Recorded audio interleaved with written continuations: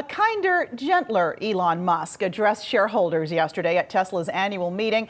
The gathering comes just weeks after the electric car maker suffered one of its worst quarterly losses ever, and investors begin to grow impatient, sending Tesla's stock price to a two-year low. At the top of his presentation, CEO Musk addressed concerns about waning demand for the Model 3, saying, quote, "I want to be clear, there is not a demand problem." Absolutely not. Yahoo Finance's Rick Newman joining us this morning. So, Rick, he went on to say that Tesla has, quote, "a good shot at record deliveries for this quarter."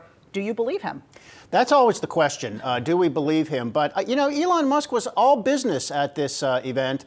He didn't bash the SEC. He didn't call anybody a pedophile.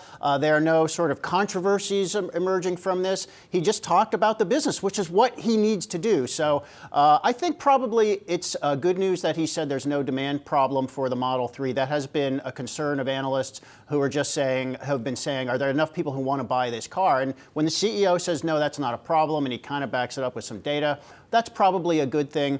He talked about the timeline for the other products they need to come online here. That's mostly the Model Y, which is the crossover version of the Model 3.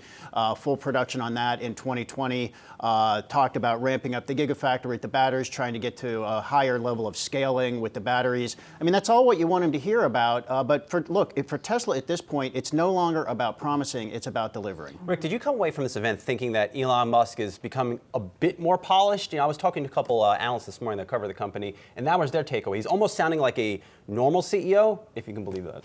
You think about the different ways he communicates. So he's charismatic in person, and I mean, this was for individual shareholders for the most part. They love him. I mean, this is why he has rock star status. It's Twitter where he gets into trouble. That is where he made the pedophile comment. That's where he, made a lot of his remarks about the SEC, and that's where he made the famous, observation that he's taking the company private at 420, all on Twitter. So I don't think we can draw conclusions from. He really has 12 personalities, right? I guess, yeah. At least he has this weird social media sort of alter ego. Yesterday, though, it was nice to see that he sort of admitted that he said, quote, I'm often too optimistic about time frames. And he also, laid off the commentary about autonomous vehicles. Remember, he would say, there's going to be a time in the near future where you can just fall asleep in your Tesla while it drives you around. He's sort of pulling back those comments now. So maybe a little more reality-based? Yes, I mean, this would be the evolution of a CEO, right? I mean, he's been the sort of the brashest guy running any public company for, I don't know, the last 10 years, let's say. And maybe he's maturing. I don't think you can make that conclusion from one event. I mean, if he can show restraint on his Twitter feed, I think that's the thing, over the next 6 months. If we can get through 6 months with no more Twitter controversies from him, that'd be great news.